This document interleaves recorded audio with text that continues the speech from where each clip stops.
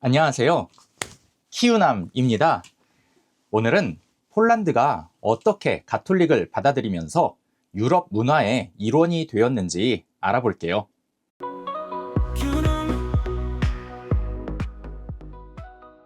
지난번에 레흐에 대해서 알아봤는데요. 이 폴란드 땅에는 여러 종족이 있었는데 그 가운데 폴라니에족이 폴란드 종족들을 통합을 하고 그 가문 중에 피아스트 가문이 있는데 거기에 미에시코라는 사람이 있었습니다. 이 미에시코는 폴란드 땅의 지도자가 되었는데요.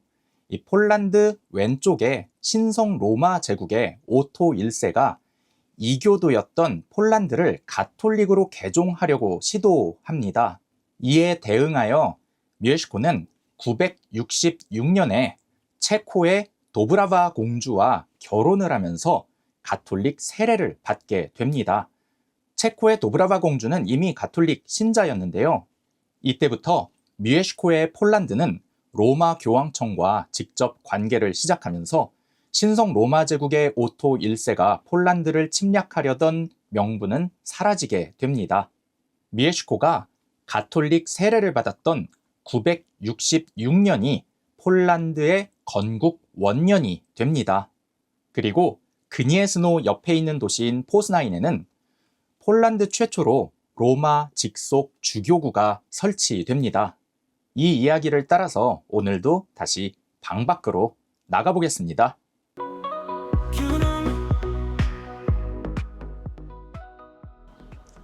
네, 오늘도 방 밖으로 나와 그니에스노에 왔습니다.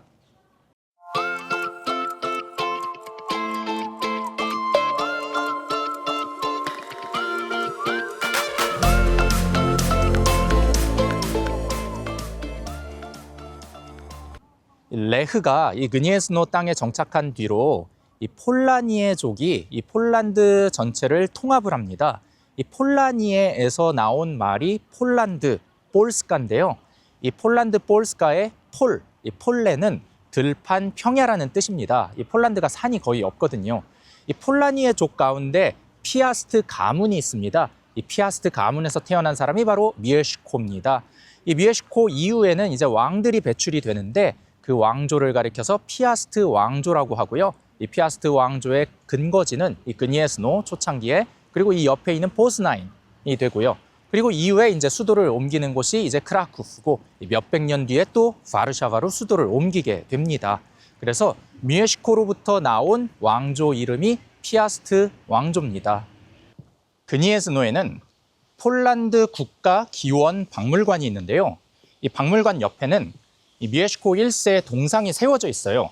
이 혼자 세워져 있는 건 아니고요. 그의 아들인 볼레스와프 1세와 같이 세워져 있는데요. 이 미에시코 1세는 이 당시에 폴란드의 정식 왕은 아니었어요. 이 미에시코 공작으로 주로 불렸고요.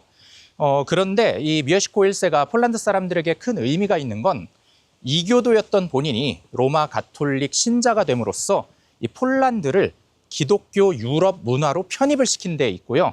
그리고 폴란드 국가를 시작시켰다라는 데 큰 의미가 있습니다. 그래서 폴란드 사람들이 가장 많이 사용하고 있는 지폐인 10주어티 지폐, 거기에 미에시코 1세가 그려져 있습니다. 내려가서 10주어티 지폐도 한번 보여드릴게요. 미에시코 1세가 그려진 10주어티 지폐를 보면요. 이렇게 있죠. 아직 왕관은 정식으로 쓰지 않았어요. 미에시코 1세가 세례를 받은 해가 966년인데요. 이 966년은 동시에 폴란드 건국 원년이 되는 해기도 합니다. 이 1966년이 되면 이 폴란드 건국 1000주년이 되던 해였는데 그때가 하필 폴란드 통일 노동자당, 즉 공산당이 집권하던 시기였고요. 이 폴란드 공산당은 이 폴란드 가톨릭 교회랑 서로 대립 관계에 있었습니다. 이 폴란드 가톨릭 교회 같은 경우는 이 1000주년 행사를 당연히 미에시코 1세가 세례받은 지 1000년 된 그 기독교적 행사로 기념하고 싶었고, 폴란드 공산당 같은 경우는 이 자신들의 체제가 폴란드 1000년 역사상 가장 전성기를 이루게 만든 체제다라는 걸 선전하고 싶었습니다. 그래서 폴란드 공산당은 군인들 8,000명 이상, 10,000명 가까운 군인들을 동원을 해서 폴란드 역사상 최대 규모의 군사 퍼레이드를 바르샤바에서 시행을 합니다. 이 미에시코 1세가 세례받은 지 1000년 된 그 사실을 이 공산당은 체제 선전으로 활용을 했습니다.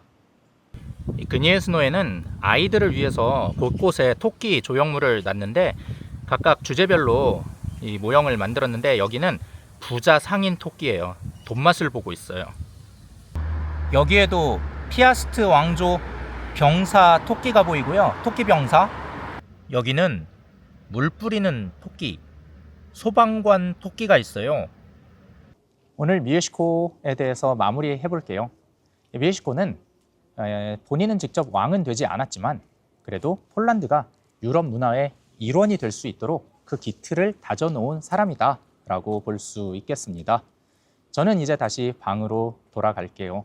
지금까지 키우남이었습니다.